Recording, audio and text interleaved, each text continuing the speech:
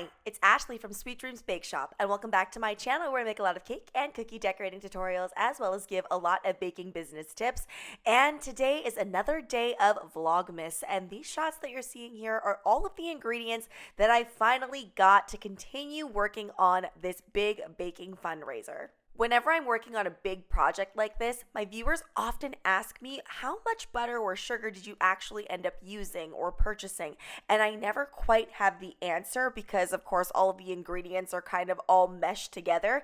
But because I had to purposefully buy things separately for this particular project, I have actually made sure that I have noted down exactly how much I'm using, and I can't wait to tell you guys at the end of this entire endeavor. I must say that one of the things that I really enjoy about doing projects like this is the amount of ingredients that I get to work with. It's one of the things that I miss about being at a bakery. Now, when you're baking at home, in general, you're working with like 2 to 3 cups of flour, but it's so satisfying when you're working with like kilograms of flour. I must say that today I felt pretty successful with my baking. I think in the last couple days, I haven't felt as good because I was kind of scraping things together here and there. But I finally had all of my ingredients just ready to go. My kitchen was fully cleaned. My kids helped me put away all the dishes so that I could just start fresh. And whenever I can start fresh like this, it just puts me in a really good mental space. And the key to my success when I'm doing big projects like this is kind of sticking to one recipe per day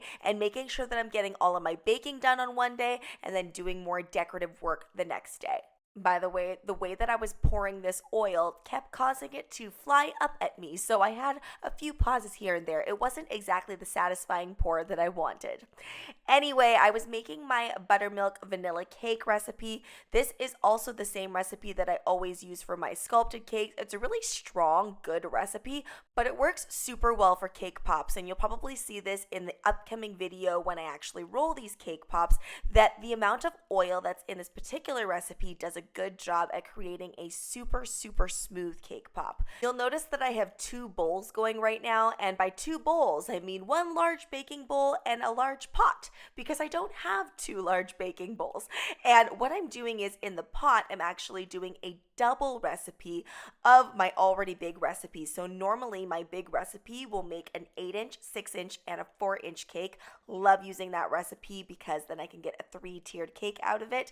But I'm doing that times 2 in the big pot, and then in my big bowl I'm just doing 1 single recipe of that. Personally, when I'm baking in large amounts like this, my biggest fear in life is that I'm going to mess up counting somehow. So this really does help me, because every single time I've done a big recipe like this, I always make sure that I do double the recipe in the big pot and single the recipe in the big bowl. And because I've kind of trained my brain to do that, I'm less likely to make a mistake. To prep my pans, I just put the silpat down, and then I only have to worry about the edges being greased up a little bit. I don't like to use a whole lot of that, and using the silpat really helps me.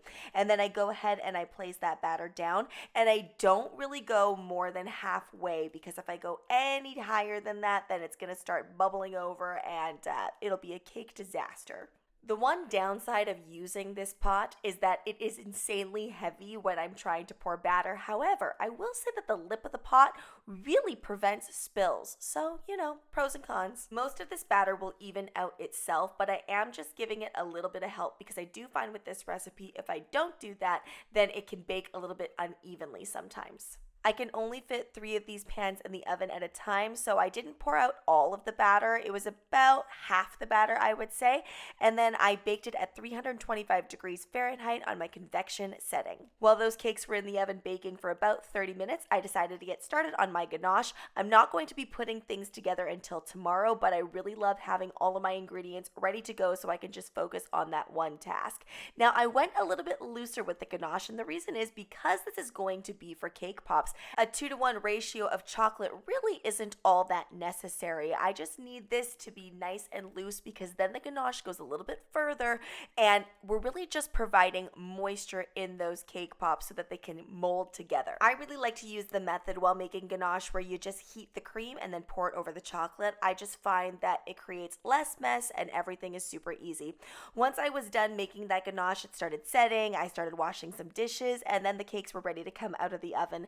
And yeah, this is the fun part. And I am doing this while the cake is still warm. I find it's much, much easier to just unmold things, and things are a lot more non-stick because, of course, that butter that I put on the edge is still hot. So I can just scrape everything off and get this fairly clean so I don't have to do any cleaning in between. If I were making a cake that I was actually sculpting or I was using for a tiered cake, I probably would clean this in between, but because any slight imperfections that might be on the edge of this cake is really not going to show up in the cake pop, I am just doing what is most efficient, and that is just leaving it as is. Now, always, whenever you leave your batter sitting for a period of time, and that has been sitting for about 45 minutes, always make sure to re-whip. Batters can be really finicky in that it might lose some of its body if you don't re-whip.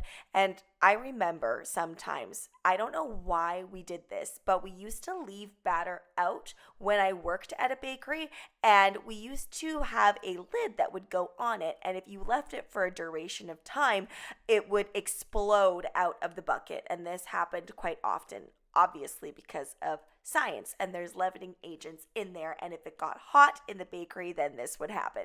Anyway, here I am showing you another angle of this satisfaction, and it does feel as satisfying as it looks. Now, this crummy part isn't as satisfying as I would like it to be, but I do really love just wearing gloves and then being able to put my hand directly into the butter because it's all going to be used for the same thing, and then just swiping it across that edge and not really having to worry about using plastic wrap, and then scraping out every little last drop of batter that I could possibly get because every drop counts. I want to make sure that I'm getting the maximum number of cake pops I possibly can out of this recipe.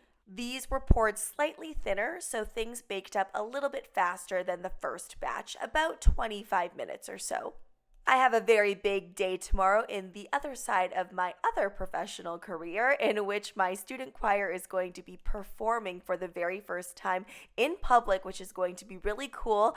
And I'm also running some rehearsals for my winter concert that's also coming up this week. So in between all of the baking and chaos, that is what I'm going to be doing, and I want to get to bed on time. So this is where I end off my baking night, and tomorrow is going to be a full day of rolling cake pops. I ended up covering all of that mushed up cake with some plastic wrap, as well as putting plastic wrap directly on that chocolate ganache, and I'm going to leave everything out in room temperature overnight since I am going to be using this ganache fairly quickly. Thanks so much for watching, guys. Don't forget to like, share, and subscribe so you can be part of the Sweetie Fam. Right now, I'm uploading every single day for Vlogmas, so be sure to check back tomorrow to see what I am up to in my baking adventures. Don't forget to comment, request, or ask a question. I love hearing from you guys. Bye!